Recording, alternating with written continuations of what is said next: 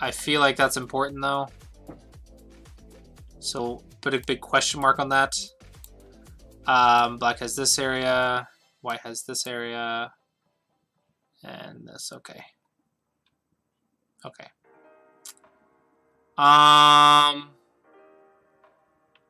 So white outread black here. Wait, did...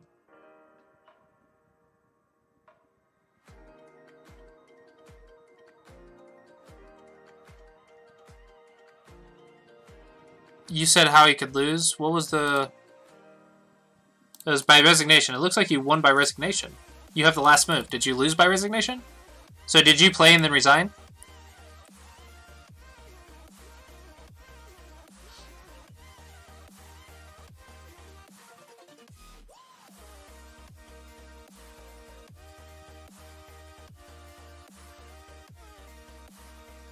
You won. Okay. But you said, how could you lose big, though? You know you should have lost. I don't know. It looks normal to me. Just judging from the result, it looks pretty normal.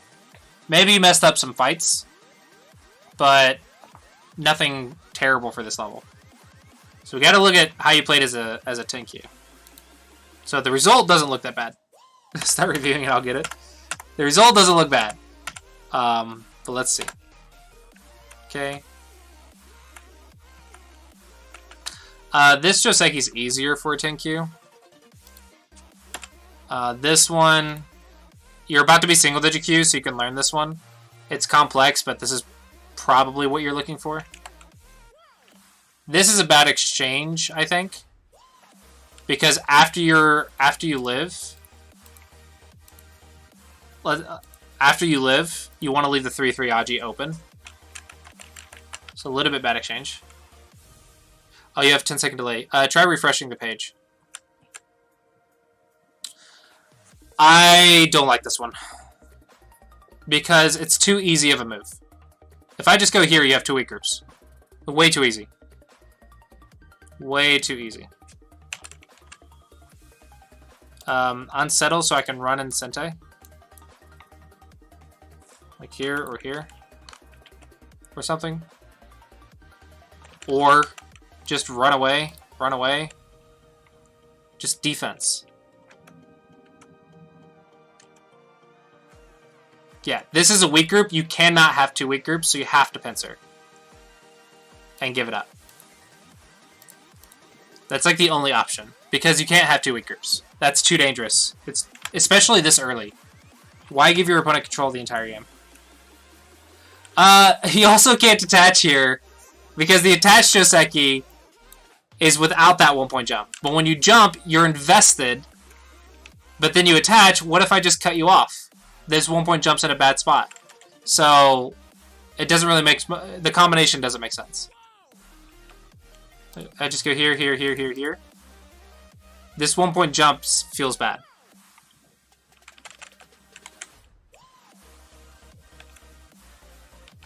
Just here. Isn't Black Top also weak? A little bit, yeah. But defense first. Right? Of course we can counterattack, but making 2 weak groups is difficult. I'm not saying Black's attacking perfectly, but I'm looking at White's moves. Like, if I was Black, I would have 2-space. Made it 2-space. It would have been much stronger, much easier. So it's not like Black doesn't have Aji. It's just... we're worried about our moves. Yeah, so you're going in.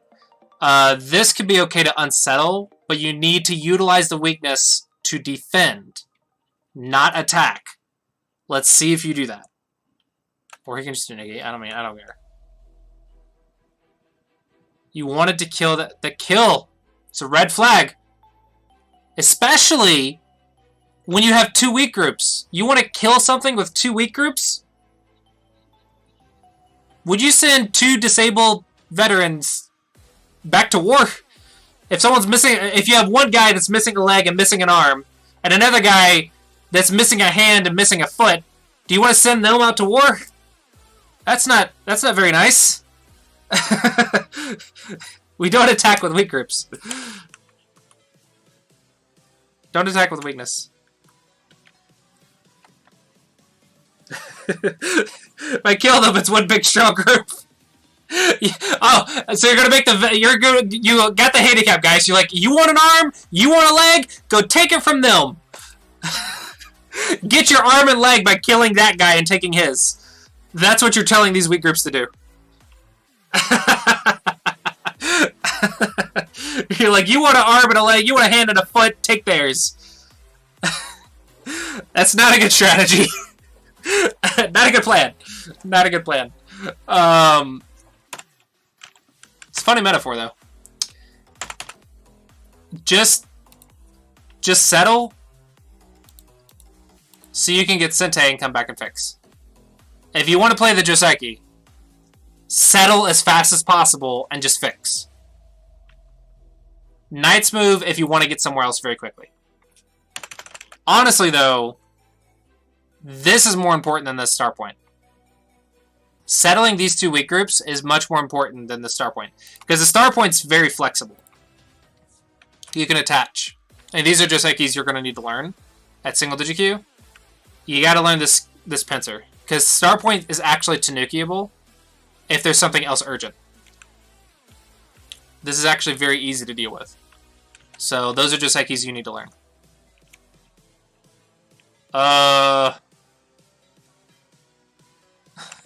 I'm really thinking about this move. Because again, the star point's flexible. Locally, this is good for black. But globally, he gets a weak group again. So there's so many things to think about. But just start settling. Yeah, that top is 2 weak groups. It's way important. Okay, people have got to stop making this exchange. This exchange is not good when you're not settled. You're just losing potential Aji to 3-3. You're being way too aggressive. I really don't like the aggression in this game. You are just neglecting defense completely and saying, I'm attacking constantly. Make a base. You can actually expand right here or right here.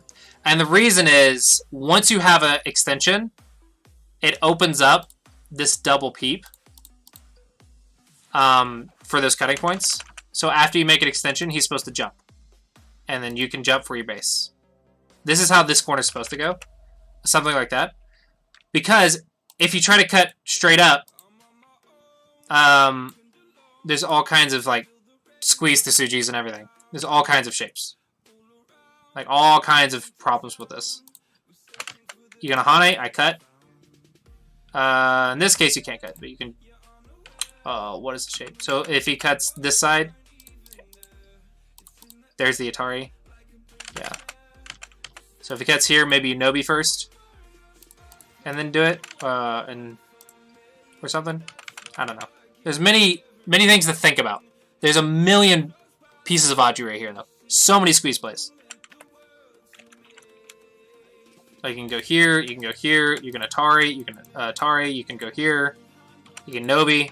All kinds of things to think about. Yeah, you can ask a question. So this is very bad shape. That's why you play a jump. That's why this cap is okay. Even though it's a double peep, it's okay because of all that Aji. So as soon as you jump or play a Knight's move, you fix that Aji, now black has to fix. So now you have to make this a Tiger's Mouth. Right? Now you make the double peep a Tiger's Mouth. But if you don't fix that double peep, and you do something else, that'll come back to bite you in the butt. And that's why, instead of a 2-space jump, I play 1-space jump.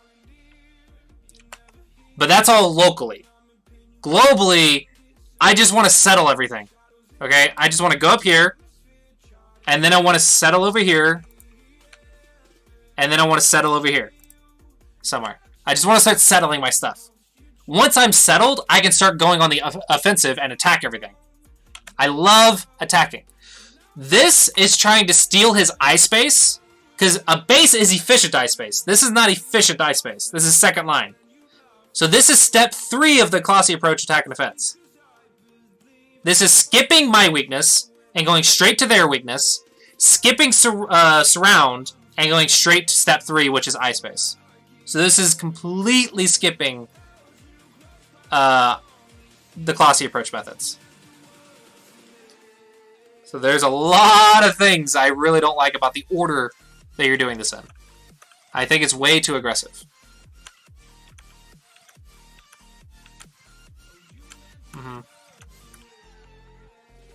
I said yeah. You can answer. You can ask a question. That's fine. Yep. So you did get to hear this, so that's really good.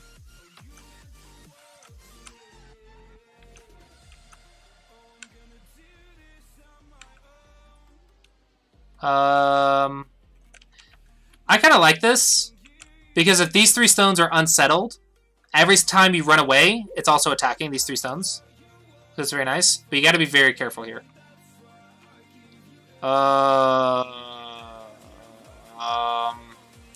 If I go here, thank you for the follow, Saxman. Welcome to the stream. Let me know if you have any questions.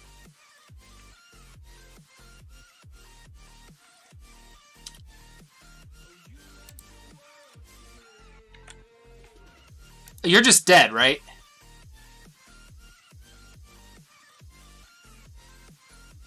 You're just dead. So, you're in trouble. So I think run away. Step 2 before step 3. Yeah, step 2 before step 3. Run away. Run away. You're getting surrounded. Run away. Yeah, run away. Weak groups first. This is unnecessary. This is actually take the liberties of these stones. Well,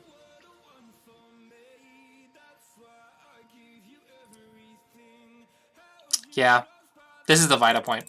This is because I want to attack these 2 stones, but you really can't. You're gonna die. So make your 2 eyes. So here you just live, or if he tries to kill you, you just connect or use them.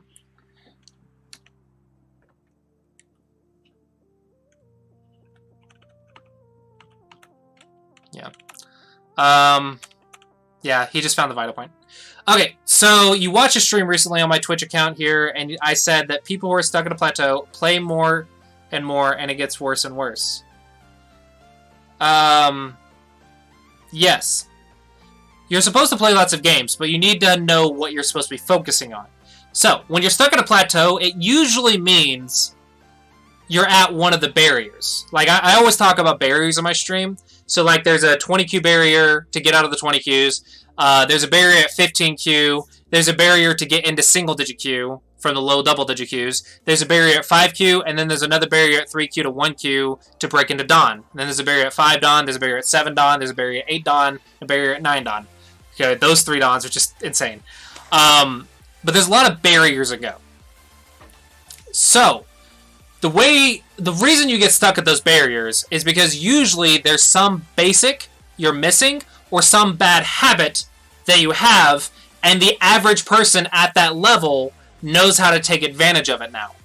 Whereas before that, they didn't. So usually there's a habit that you have. Either you're not playing defense, or maybe you're not attacking, or maybe you have a bad habit. Like, maybe you're not watching your cutting points. Maybe you're over-invading too much. So usually, there's some basic that you're messing up. But the rest of your game is probably doing something really well, which is why you're at that level.